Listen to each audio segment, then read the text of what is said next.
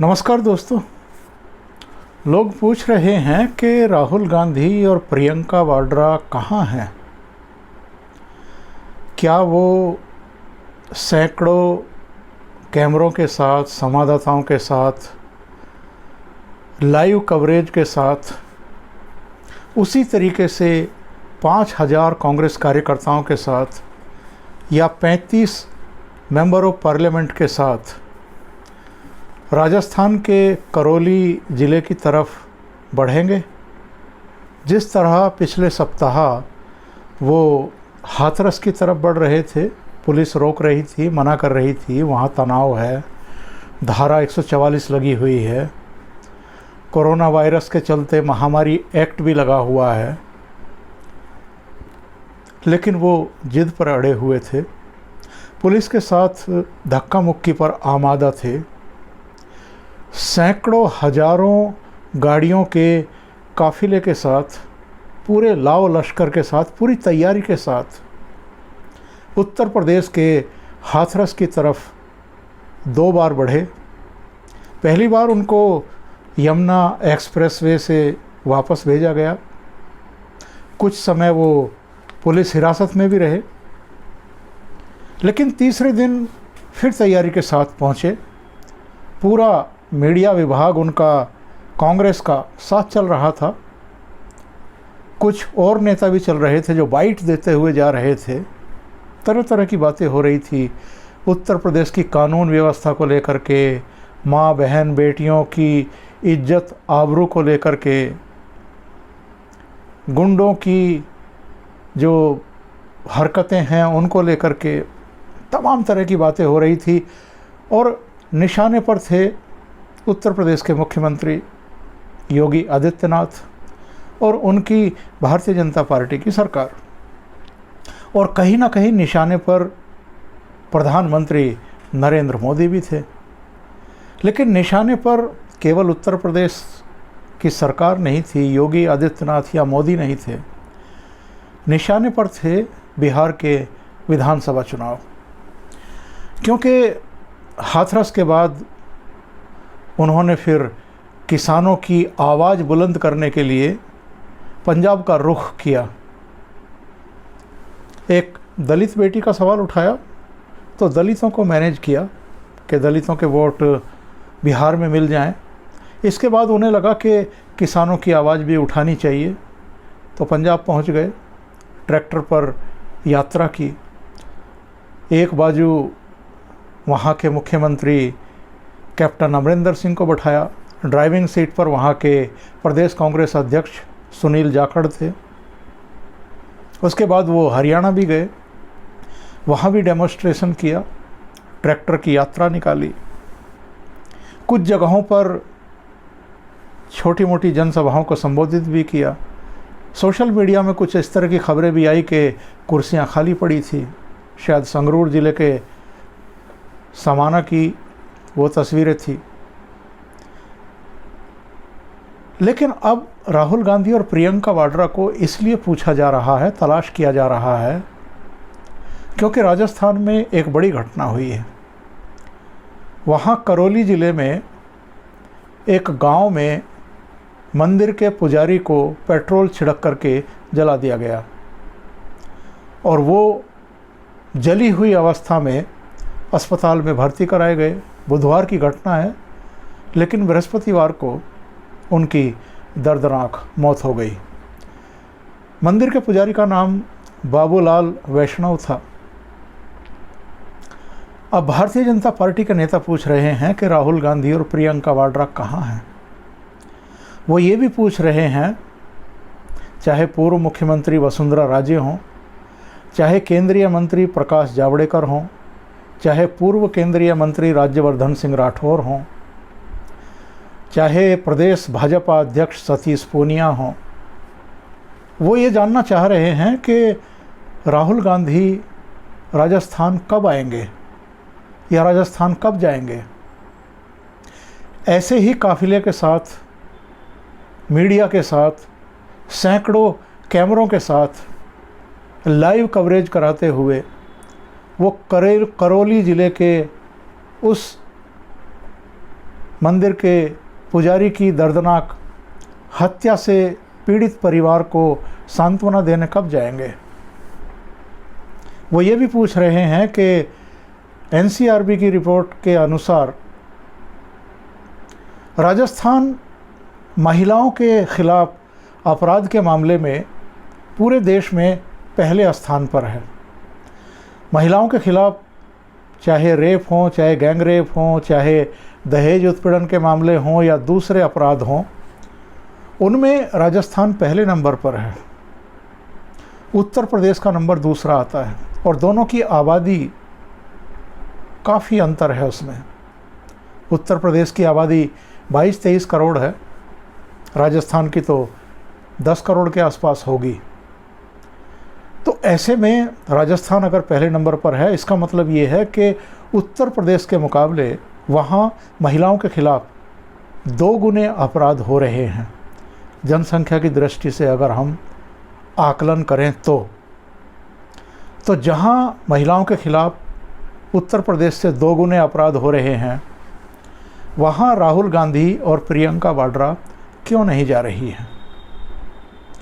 या जो लोग सिर पर आसमान खड़ा कर रहे थे, मीडिया की जो शेरनियाँ प्रतिबंध तोड़कर भी उस कथित गैंगरेप पीड़ित के गांव जाने के लिए हर हाल में जाने पर आमादा थी, पुलिस की सुरक्षा व्यवस्था को भी धकिया रही थी, वो अब कहाँ हैं? वो बार बार उत्तर प्रदेश में ऐसा हो रहा है, उत्तर प्रदेश में ऐसा हो रहा है कह कर के एक तरीके से योगी आदित्यनाथ सरकार को, भारतीय जनता पार्टी सरकार को, वहाँ की पुलिस को, प्रशासन को कटघरे में खड़ा करने की कोशिश कर रही थी। और जो भाषा प्रियंका वाड्रा या राहुल गांधी ट्वीट पर बोलते हैं, वही भाषा मीडिया चैनलों से वाबस्ता वो रिपोर्टर बोल रही थी। तो वो सारा मीडिया जिसने हाथरस की घटना को इतना भारी कवरेज दिया, इतना लाइव कवरेज दिया कि पूरे देश में उसको देखा गया और दुनिया के भी कई देशों में देखा गया। हाथरस की घटना को यूनाइटेड नेशन तक पहुंचा दिया गया। उत्तर प्रदेश के एक और हिस्से में उसी से मिलती जुलती एक और घटना हुई थी बलरामपुर में। वहाँ भी एक दलित युवती के साथ गैंगरेप हुआ था, उसकी भी मौत हुई थी।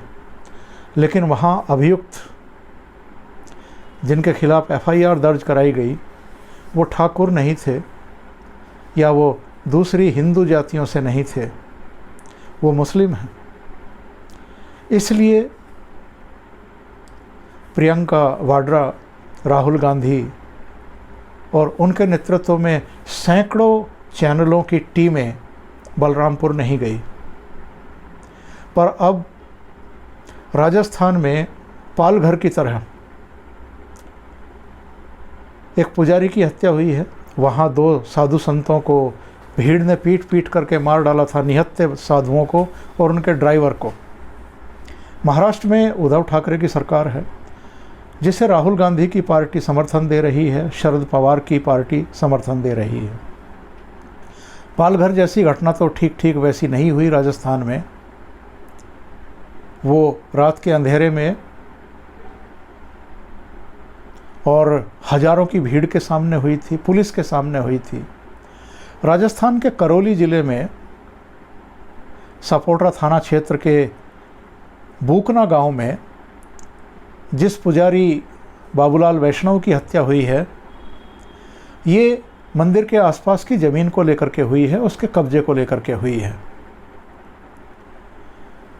कुछ लोग उस ज़मीन पर कब्जा करना चाहते थे, पुजारी ने इसका विरोध किया। नतीजतन पुजारी को पेट्रोल डाल करके जला दिया गया, उसे अस्पताल में भर्ती कराया गया, लेकिन बृहस्पतिवार को उसने दम तोड़ दिया। ये बुधवार की घटना है। बुधवार को घटना हुई, बृहस्पतिवार को पुजारी ने दम तोड़ दिया। शुक्रवार है, राहुल गांधी का कोई शोक संदेश नहीं है, कोई निंदा उन्होंने नहीं की है, घटना की कोई चर्चा भी नहीं की है। ऐसे में केंद्रीय मंत्री प्रकाश जावड़ेकर ने सवाल उठाया है। उन्होंने कहा है कि हर रोज़ राजस्थान में बलात्कार की वारदातें हो रही हैं, कानून व्यवस्था ध्वस्त होकर के रह गई है। बहरोड के पुलिस स्टेशन पर AK-47 के साथ हमला किया गया, एक अपराधी को छुड़ा लिया गया, वो अपराधी आज तक फरार है। बूंदी से, बांसवाड़ा से, बाड़मेर से, सीकर से, जयपुर से बलात्कार की खबरें आ रही हैं। क्या राहुल गांधी को पूरे देश का दौरा छोड़ करके राजस्थान के हर ज़िले में नहीं जाना चाहिए? जहाँ जहाँ बलात्कार हो रहे हैं उन परिवारों में नहीं जाना चाहिए? उनका दुख दर्द नहीं बांटना चाहिए?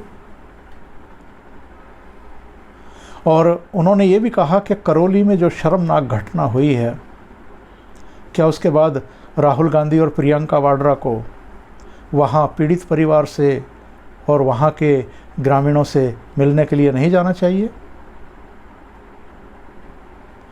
और केवल प्रकाश जावड़ेकर नहीं, राज्यवर्धन सिंह राठौर ने भी सवाल खड़े किए हैं।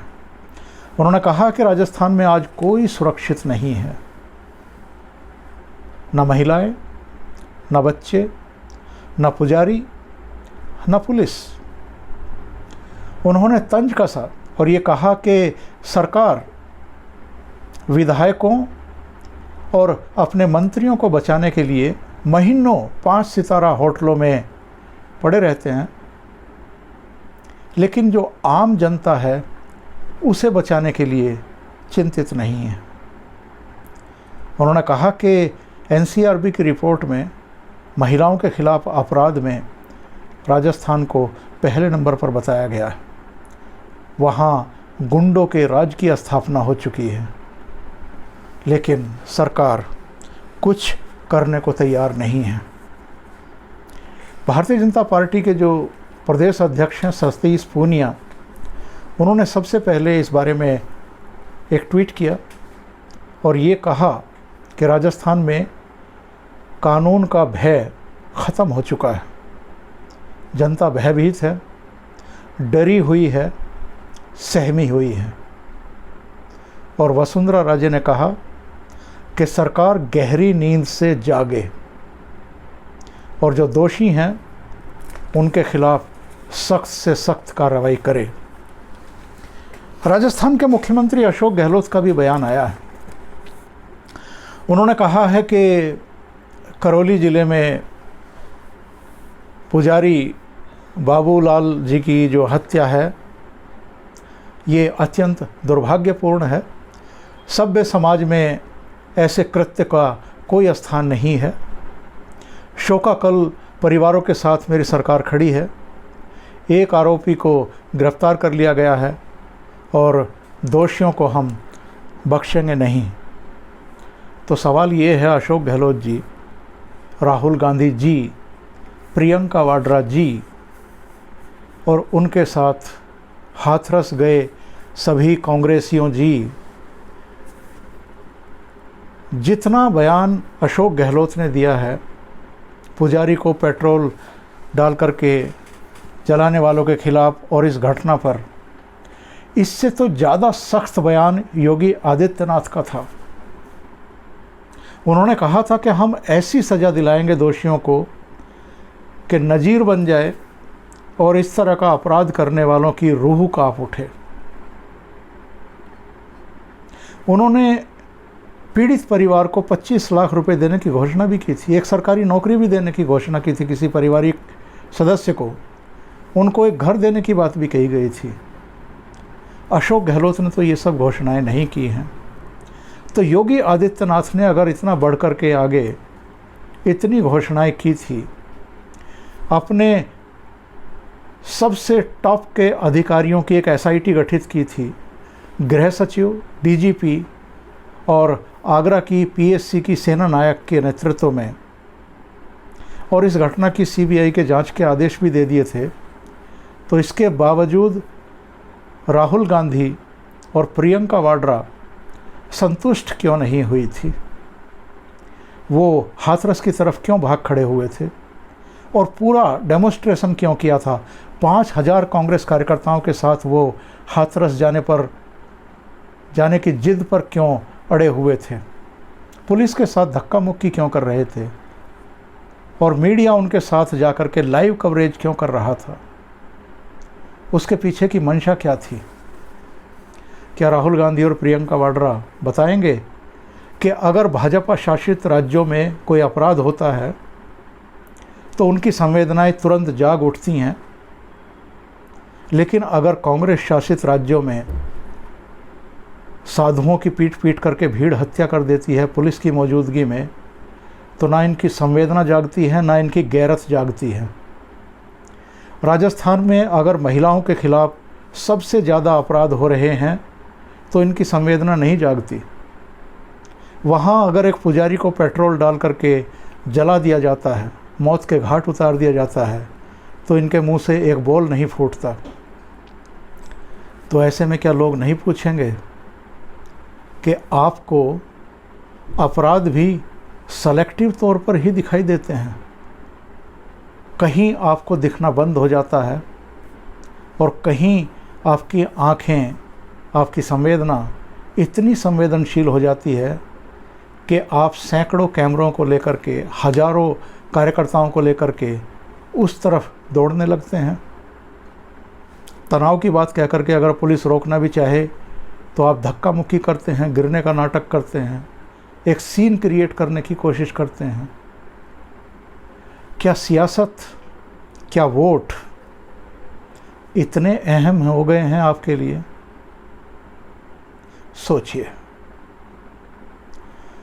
अभी के लिए इतना ही। बहुत बहुत धन्यवाद।